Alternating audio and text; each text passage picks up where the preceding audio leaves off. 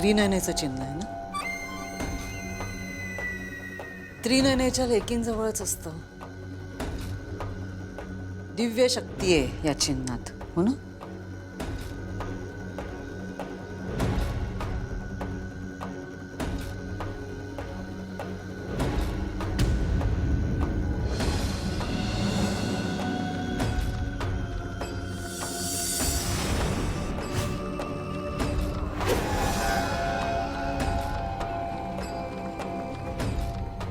तुमच्या त्रिनयनेचं चिन्ह गोंदवून घेतलंय मी हातावर.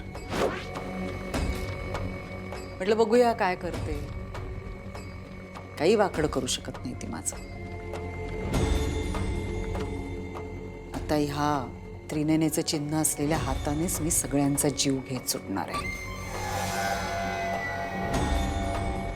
सगळ्याची राख रांगोळी करणार. काही करणार नाही तुमची त्रिनयना. बघत राहील नुसती. या विरोचकापुढे तिला झुकावंच लागेल. हे चिन्ह चिन्ह नाहीये, तुझा विनाश आहे. अंत आहे तुझा. हातावर चिन्ह गोंदवून घेतलंस म्हणून सत्य बदलणार नाहीये. आणि सत्य हेच आहे की त्रेतायुगातल्या युद्धाप्रमाणे कलियुगातल्या युद्धात सुद्धा विरोचकाचा पराभव होणार.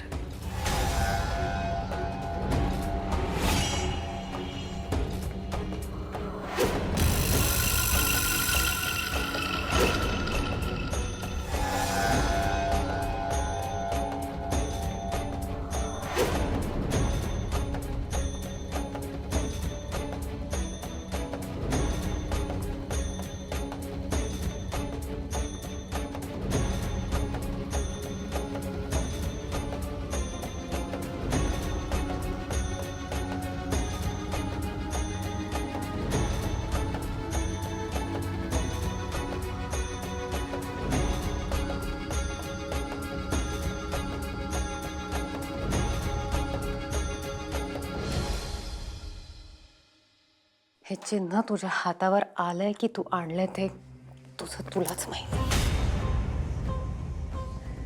पण याचा अर्थ एकूण एकच होतो. आत्या म्हणाल्या तसं विनाश, विरोचकाचा अंत.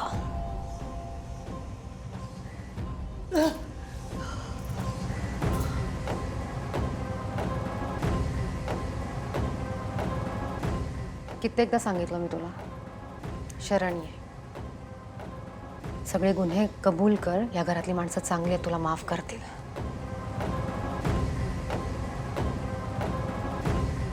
पण आता त्याचाही काही उपयोग नाहीये. देवी आईच्या पायावर नाक जरी घासलंस ना तरी आता देवी आई तुला माफ नाही करणार. कोण देवी आई? ती कोण मला माफ करणार? हं? मी विरोचक आहे. तुझ्या त्या देवीला शरण यावंच लागेल मला. आणि ती देवी नाहीये, दगड आहे, दगड नुसता. इतक्या जणांचे जीव घेतेय मी. काही करू शकत नाहीये ती. बसून तमाशा बघते फक्त. विनाश, अंत माझा नाही, तुमचा. हा विरोचक अंत करणार. एकालाही सोडणार नाही. तुमच्या त्या देवीला तर नाहीच नाही.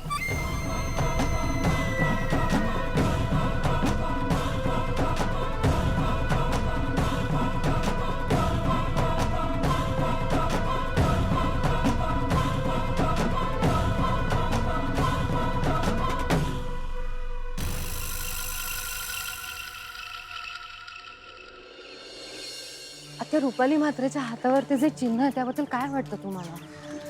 मी तोच विचार करत होते. तिच्या डोक्यात नक्की काहीतरी चालू आहे. मला नाही वाटत ते चिन्ह तिने स्वतःहून काढून घेतलं असेल. विरोचक देवी आईला शत्रू मानतो. विरोचकानेच असं करणं मला अशक्य वाटतंय. पण तू बघितलंस तिच्या डोळ्यात ना एक प्रकारची भीती दिसत होती. भीती. बरं असं समजूया की खरंच तिने ते स्वतः काढलंय, पण ती तसं तरी का करेल? आणि त्यात ती तुमच्या खोलीत येऊन तुम्हाला ते चिन्ह दाखवत होती. हे सगळं ती का करते? ती आतून घाबरली. तसं असेल तर आपल्यासाठी चांगलंच आहे. पण आत्या, मला वाटतं तिच्या डोक्यातनं नक्की काहीतरी सुरू आहे. आता तिने काहीही केलं तरी आपण आपल्या ध्येयापासून हलायचं नाही. देवी आईकडे एकच प्रार्थना आहे, आजचं काम नीट होऊ दे. निघायचं? चला.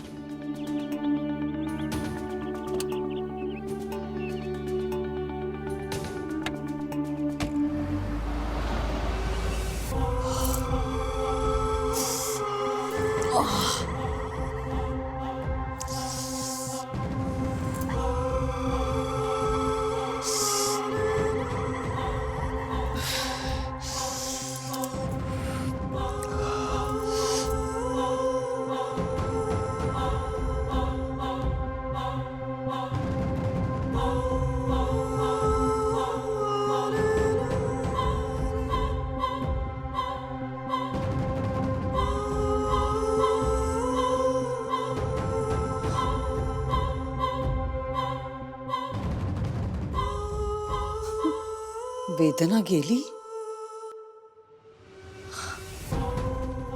ही ही मनोरमाची दिव्य शक्ती, स्पर्शाने वेदना घालवण्याची.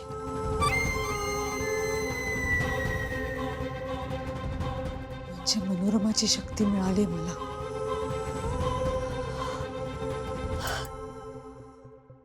आता 3 शक्ती एकत्र येऊच शकत नाहीत. म्हणजे विरोचकाचा अंत होऊच शकत नाही. त्रिनयने बरोबरच्या युद्धात आता मला कुणीही वेदना देऊ शकत नाही.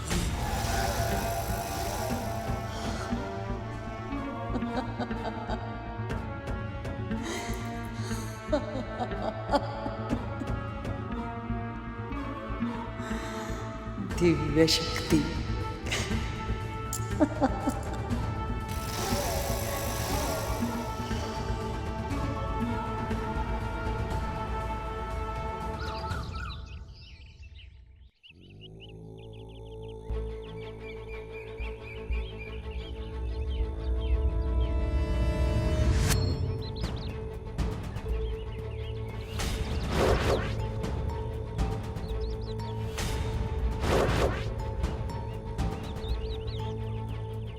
आता ही जागा कोणी खणली? आपण तर खणायला सुरुवातही केली नव्हती. पण मग कुणी?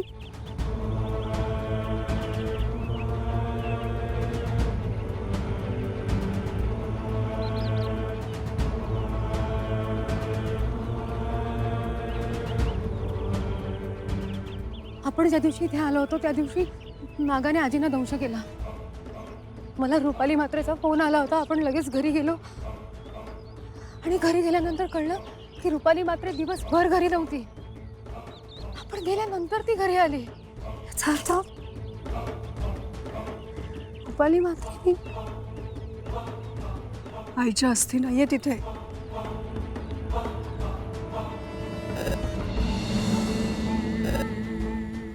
आणि रुपालीच्या हातावर ते चिन्ह जिथे आलंय ना, आईच्या हातावरही तिथेच ते चिन्ह होतं.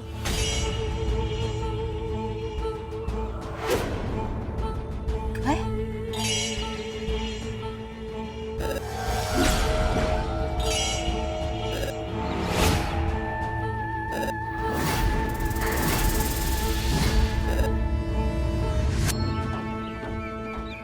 आता याचा अर्थ असा तर होत नाही ना की मनोरमा आजीची शक्ती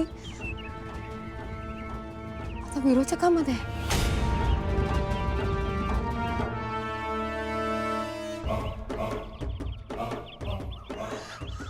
नाही नाही नाही, असं झालं तर खूप मोठा अनर्थ होईल. त्या मनोरमा आजीची शक्ती जर विरोचकामध्ये गेली तर आपण विरोचकाचा अंत कसा करणार?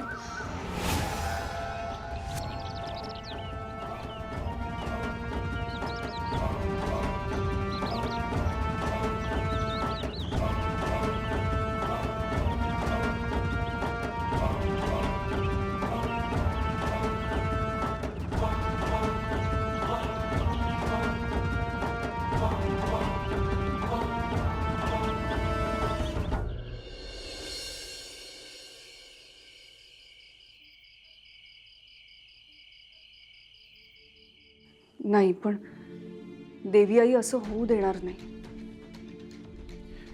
आत्या आपण प्रॅक्टिकली विचार करायला हवा. म्हणजे खरंच असं काही घडलं असेल आणि मनोरमा आजींची शक्ती जर खरंच त्या बाईकडे गेली असेल तर काहीतरी प्रोसेस असेल ना त्यासाठी. देवी आईची दिव्य शक्ती जर विरोचकाकडे गेली असेल तर आपल्यावरचं संकट खरंच खूप मोठं आहे. मनोरमा आजींच्या अस्थींबरोबर काय केलं असेल त्या बाईने? मला एक गोष्ट कळत नाहीये, आपण मनोरमा आजींच्या अस्थी शोधायला चाललोय ही गोष्ट मुळात तिला कळलीच कशी? आपण जेव्हा बोलत होतो तेव्हा दार लावून घेतलं होतं. मग तिने ऐकण्याची सुद्धा काहीच शक्यता नाहीये. मग असं झालं तरी कसं? काहीतरी चुकतंय आणि आपल्याला ते कळत नाहीये.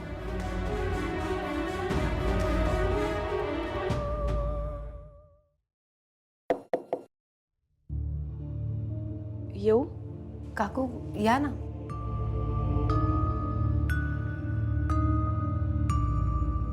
सॉरी, तुमचं महत्त्वाचं काम चालू असताना मी तुम्हाला डिस्टर्ब तर नाही ना केलं? नाही तसं काहीच नाहीये. बोला ना, काय झालं? आधी अरे, शेखर भाऊजी अजून घरी आले नाहीयेत. तू गुरुजींना फोन केलास का? म्हणजे त्यांना सांगायचं होतं की त्यांनी सांगितलेली सगळी सामुग्री आणली आहे.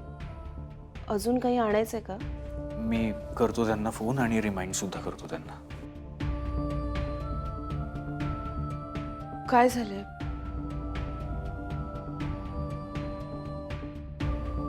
परत काही घडलंय का?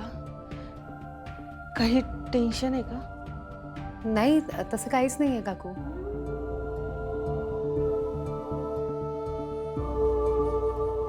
ठीक आहे, मी आहे खाली.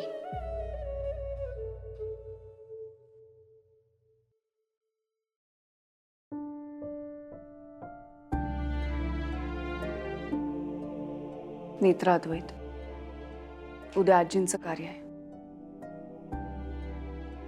ते निर्विघ्नपणे पार पडायला हवं. आत्ता फक्त त्याच गोष्टीचा विचार करूया. बाकी सगळं मी बघेन.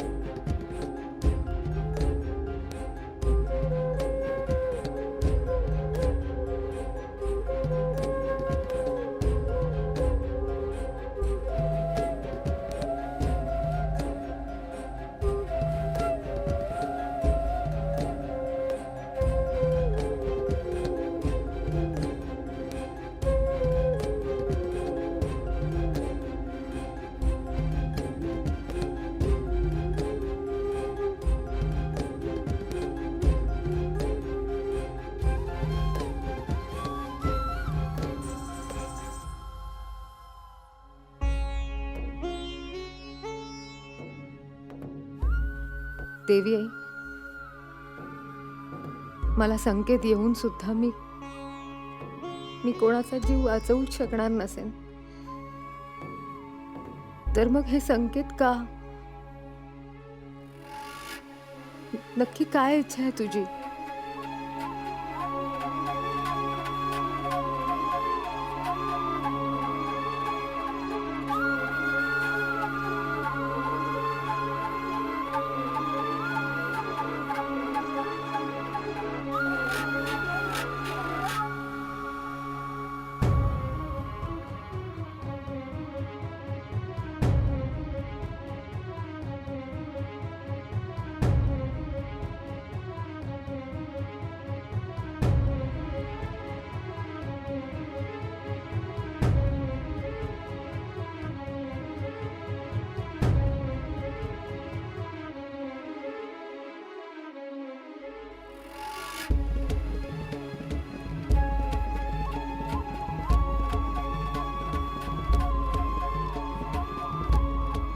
आता तुम्ही अस्थि विसर्जन करू शकता.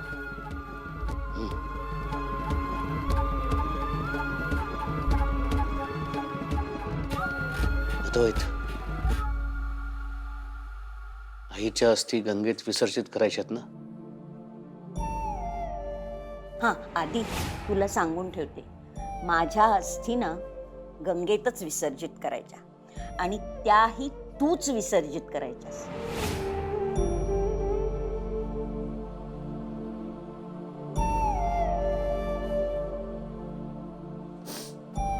हो.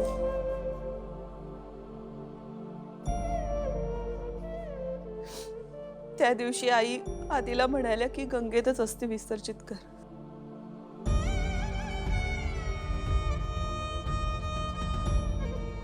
असं म्हणाले आणि काही वेळातच आई केलं.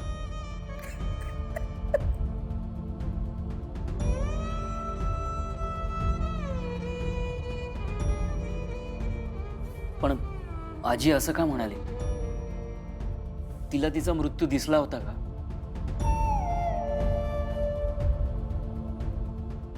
आत्ता ह्या विषयावर चर्चा नको. अद्वैत, काय करायचं? साहेब, तुम्ही जाऊन अस्थि विसर्जन करून या. हो, पण कुठे जायचंय? उत्तराखंडला की वाराणसी.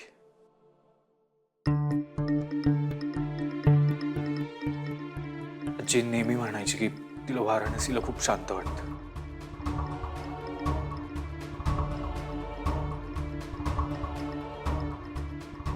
ठीक आहे, पण अद्वैत मी पण येईन तुझ्यासोबत.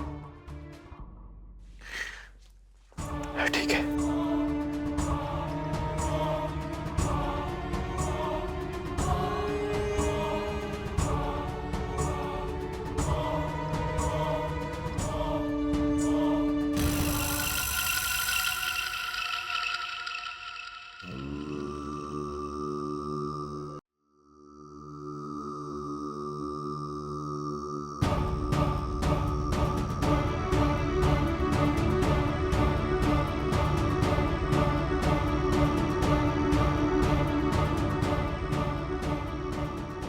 नमस्कार.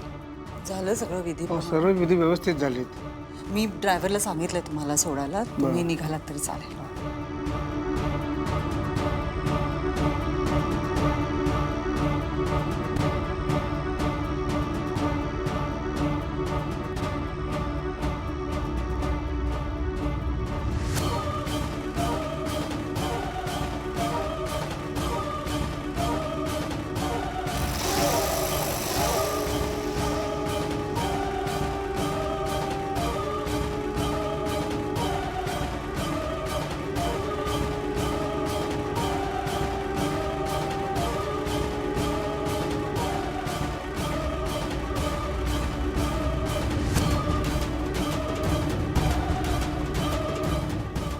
काय गो म्हातारे,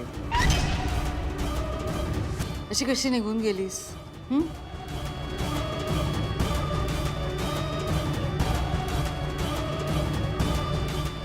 आता कोणाच्या चेहऱ्याकडे बघायचं आम्ही? सांग बघू.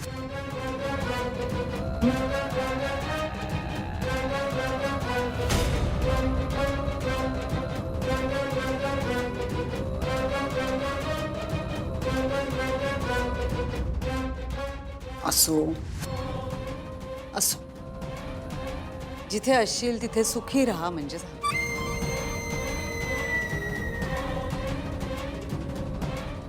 म्हातारी तर गेली, आता कुणावर राज्य?